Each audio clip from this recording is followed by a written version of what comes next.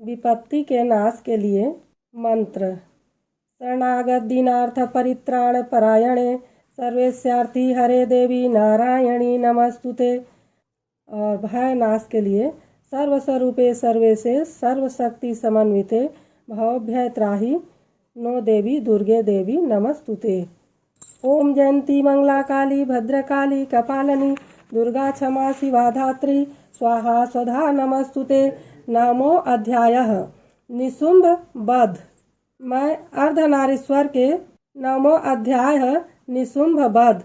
आइए नवा अध्याय का पाठ आरंभ करते हैं दुर्गा सप्तशती का।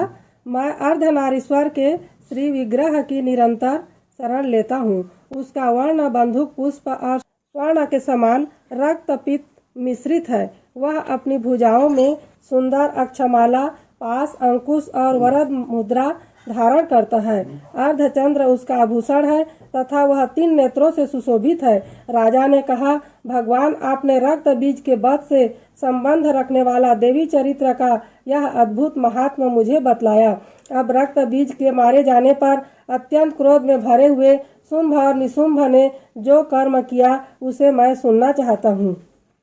ऋषि कहते हैं, राजन, युद्ध में रक्त बीज तथा अन्य दैत्यों के मारे जाने पर शुंभ और निशुंभ के क्रोध की सीमा न रही। अपनी विशाल सेना इस प्रकार मारी जाती देख निशुंभ अमर समय भर कर देवी की ओर दौड़ा। उसके साथ असुरों की प्रधान सेना थी। उसके आगे पीछे तथा पार्श्व भाग में बड़े बड़े असुर थे जो क्रोध से ओठ चबाते हुए देवी को मार डालने के लिए आए।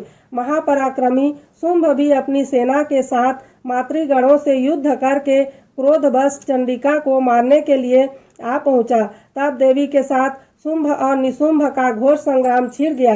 वे दोनों दैत्य मेघों की भांति बाणों की भयंकर वृष्टि कर रहे थे। उन दोनों के चलाए हुए बाणों को चंडिका ने अपने बाणों के समूह से तुरंत काट डाला है और शस्त्र समूहों की वर्षा करके उन दोनों दैत्यपतियों के अंगों में भी चोट पहुंचाई। निशुंभ ने तीखी तलवार और चमकती हुई ढाल लेकर देवी के श्रेष्ठ वाहन सिंह के मस्तक पर प्रहार किया।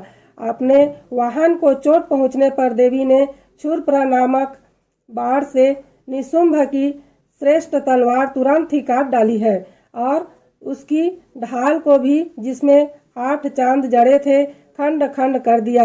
ढाल और तलवार के कट जाने पर उस असुर ने शक्ति चलाई, किंतु सामने आने पर देवी ने चक्र से उसके भी 2 टुकड़े कर दिए। अब तो निशुंभ क्रोध से जल उठा और उस दानव ने देवी को मारने के लिए शूल उठाया, किंतु देवी ने समीप आने पर उसे भी मुक्के से मारकर चूर्ण कर दिया। तब उसने गदा घुमाकर चंडी के ऊपर चलाई, परंतु वह भी देवी के त्रिशूल से कटकर भस्म हो गई। तदंतर दैत्यराज निशुंभ को फरसा हाथ में लेकर आते देख देवी ने बाण समूहों से घायल कर धरती पर सुला दिया। उस भयंकर पराक्रमी भाई निशुंभ के धराशायी हो जाने पर शुंभ को बड़ा क्रोध हुआ और अंबिका का वध करने के लिए वह आगे बढ़ा। रथ पर बैठे बैठे ही उत्तम आयुधों से सुशोभित अपनी बड़ी बड़ी 8 अनुपम भुजाओं से समूचे आकाश को चढ़कर वह अद्भुत शोभा पाने लगा। उसे आते देख देवी ने शंख बजाया और धनुष की प्रत्यंचा का भी अत्यंत दुस्सह शब्द किया। साथ ही अपने घंटे के शब्द से, जो समस्त दैत्य सैनिकों का तेज नष्ट करने वाला था, संपूर्ण दिशाओं को व्याप्त कर दिया। तदंतर सिंह ने भी अपनी तहार से, जिसे सुनकर बड़े बड़े गजराजों का महान मद दूर हो जाता था, आकाश पृथ्वी और 10 दिशाओं को गुंजा दिया। फिर काली ने आकाश में उछलकर अपने दोनों हाथों से पृथ्वी पर आघात किया। उससे ऐसा भयंकर शब्द हुआ जिससे पहले के सभी शब्द शांत हो गए। तत्पश्चात शिवदूती ने दैत्यों के लिए अमंगलजनक अट्टहास किया। इन शब्दों को सुनकर समस्त असुर थर्रा उठे, किंतु शुंभ को बड़ा क्रोध हुआ। उस समय देवी ने जब शुंभ को लक्ष्य करके कहा, ओ दुरात्मन, खड़ा रह, खड़ा रह, तभी आकाश में खड़े हुए देवता बोल उठे, जय हो, जय हो। शुंभ ने वहां आकर ज्वालाओं से युक्त अत्यंत भयानक शक्ति चलाई। अग्निमय पर्वत के समान आती हुई उस शक्ति को देवी ने बड़े भारी लूके से दूर हटा दिया। उस समय शुंभ के सिंहनाद से तीनों लोगों गूंज उठे।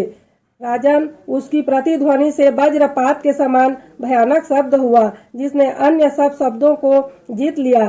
शुंभ के चलाए हुए बाणों को देवी के चलाए हुए बाणों के शुंभ ने अपने भयंकर बाणों द्वारा सैकड़ों और हजारों टुकड़े कर दिए। तब क्रोध में भरी हुई चंडिका ने शुंभ को शूल से मारा। उसके आघात से मूर्छित हो वह पृथ्वी पर गिर पड़ा। इतने में ही निशुंभ की चेतना हुई और उसने धनुष हाथ में लेकर बाणों द्वारा देवी काली तथा सिंह को घायल कर डाला। फिर उस दैत्य राज ने 10,000 बाहें बनाकर चक्रों के प्रहार से चंडिका को आच्छादित कर दिया। तब दुर्गम पीड़ा का नाश करने वाली भगवती दुर्गा ने कुपित होकर अपने बाणों से उन चक्रों तथा बाणों को काट गिराया। यह देख निशुंभ दैत्य सेना के साथ चंडिका का वध करने के लिए हाथ में गदा ले बड़े वेग से दौड़ा। उसके आते ही चंडी ने तीखी धार वाली तलवार से उसकी गदा को शीघ्र ही काट डाला। तब उसने शूल हाथ में ले लिया। देवताओं को पीड़ा देने वाले निशुंभ को शूल हाथ में लिए आते देख चंडिका ने वेग से चलाए हुए अपने शूल से उसकी छाती छेद डाली।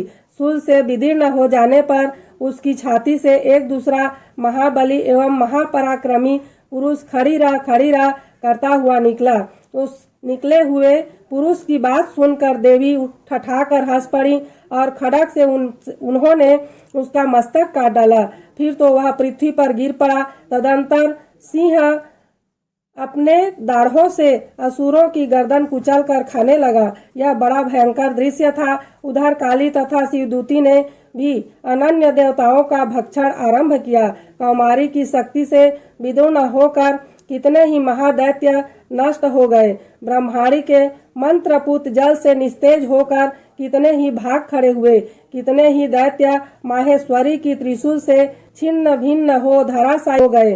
बाराही के थुथुन के आघात से कितनों का पृथ्वी पर कचूमर निकल गया। वैष्णवी ने भी अपने चक्र से दानव के टुकड़े टुकड़े कर डाले। इंद्री के हाथ से छूटे हुए वज्र से भी कितने ही प्राणों से हाथ धो बैठे। कुछ असुर नष्ट हो गए, कुछ उस महायुद्ध से भाग गए तथा कितने ही काली शिवदूती तथा सिंह के ग्रास बन गए। इस प्रकार श्री मार्कंडेय पुराण में सावर्णिक मनवंतर की कथा के अंतर्गत देवी महात्म्य में निशुंभ वध नामक 9वां अध्याय पूरा हुआ। बोलो दुर्गा माता की जय। जय माता दी।